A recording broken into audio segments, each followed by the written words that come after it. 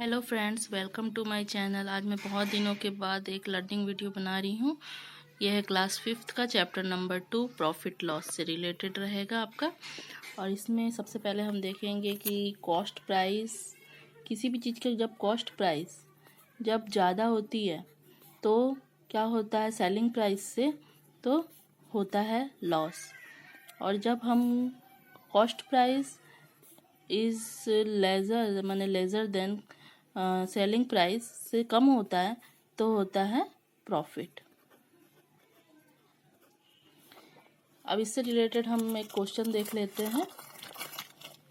जैसे आप 4 नंबर का एक क्वेश्चन आप देख रहे हैं। During the Diwali sale a shopkeeper sells a watch that cost 3,500 for 2,700। What is gain and loss.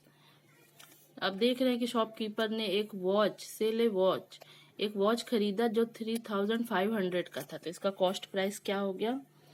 Cost price हो गया 3,500 रुपीज़। तो रुपीज़ को हम पहले लिखेंगे और सेलिंग प्राइस था उसमें 2,750।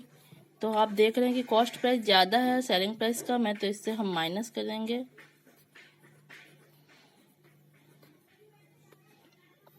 माइनस करने पर हमारा आएगा ये 10 हो जाएगा। 10 में से 5 -5 और ये 15 की जगह 4, 5 की जगह 4 हो जाएगा। यहाँ से एक हम बोरो लेंगे तो 14 में से 7 इज माइनस करेंगे तो 7 और ये 2 हो जाएगा। तो 2 - 2 = 2।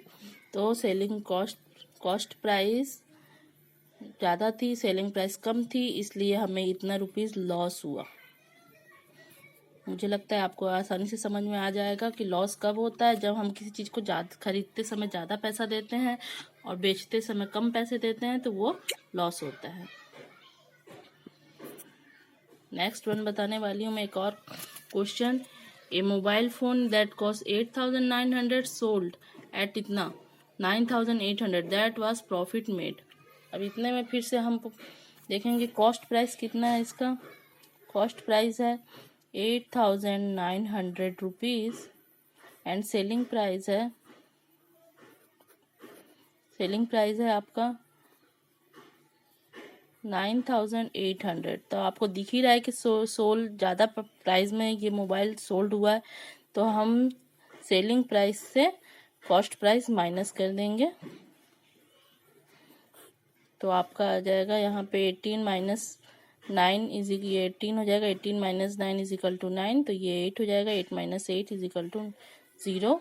तो 900। तो आपको यहाँ पे 900 रुपीज़ क्या हुआ? प्रॉफिट। आई होप आप लोग को मेरी ये कॉस्ट और सेलिंग प्राइस का ये वीडियो आप लोगों को पसंद आया हो। इसी तरह से और भी लर्निंग वीडियो के लिए प्लीज़ आप मेरे चैनल सब्सक्राइब कीजिए।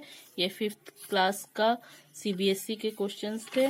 1-2 क्वेश्चन अगर आप चाहते हैं कि मैं और दिखाऊं तो इसके लिए आपको और मैं दिखा सकती हूँ। ये क्वेश्चन करते हैं।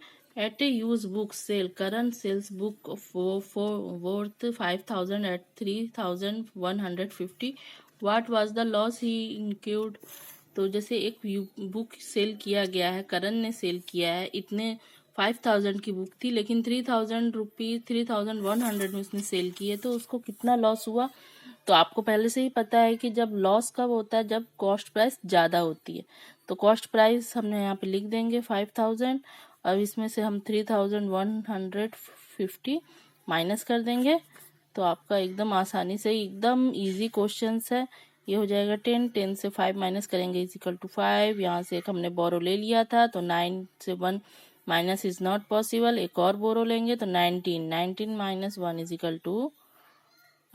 9 में से 1 तो पॉसिबल है ही, तो इसलिए हम बोरो नहीं लेंगे। तो 9 - 1 = 8 और यहाँ 5 में से 3 यहाँ 5 से कट के 4 हो गया था, तो 4 - 3 = 1। तो इसको कितना रुपीज़ हो गया लॉस हुआ है। तो लॉस हुआ है 1,850 रुपीज़ लॉस। एक और मैं क्वेश्चंस ले रही हूँ, ये 2B एक्सरसाइज का क्वेश्चंस है। अगर आप घर पे बैठ के करना चाहते तो और भी कर सकते हैं।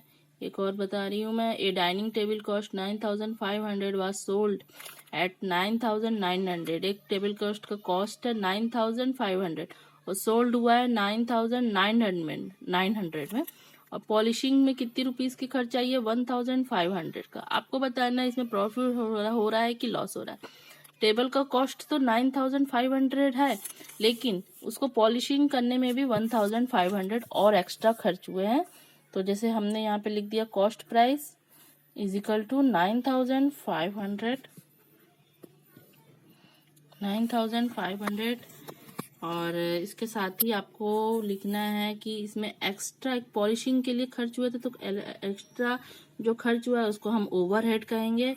तो ओवरहेड क्या होता है? जब हम किसी भी चीज़ के कॉस्ट प्राइस में अलग से उसको पैकेजिंग के लिए हो या फिर अलग कुछ खर्च किया, ट्रांसपोर्ट का हो और अलग एक्सपेंसेस होते हैं उसमें, जिसकी वजह से कॉस्ट प्राइस बढ़ जाती है, वही हो जाता है ये ओवरहेड। तो हम ये दोनों को आपस में प्लस कर लेंगे, तो जितना आएगा वही उसका ओवरऑल कॉस्ट प्राइस हो जाएगा। 9 और 1 10 और 1 11, तो 11,000 टोटल कॉस्ट प्राइस हो गया। टोटल कॉस्ट प्राइस हो गया। अब सेलिंग प्राइस, कॉस्ट प्राइस तो ज़्यादा है, अब सेलिंग प्राइस कितना है? सेलिंग प्राइस है 9,900 रुपीज़ है सेलिंग प्राइस। अब कॉस्ट प्राइस और सेलिंग प्राइस में से हम माइनस कर देंगे।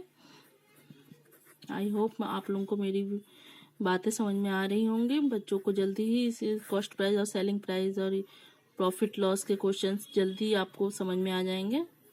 ये 10 हो गया, 10 माइनस 9 इज इक्वल टू 1 और ये भी एक 1 हो जाएगा। तो डायरेक्टली आपको कितना हो गया? 1,100 आपका लॉस हुआ, क्योंकि कॉस्ट प्राइस के साथ साथ ओवरहेड भी जुड़ गया था, इसीलिए टोटल कॉस्ट प्राइस ज़्यादा हो गया। Okay, thank you for watching this video. मैं आगे और भी CBSE के मैथ के क्वेश्चंस हो, ऐसे सारे क्वेश्चंस मैं आपको और भी बताऊंगी। और प्लीज़ मेरी वीडियोस आप लाइक कीजिए और मुझे सपोर्ट कीजिए। Thank you.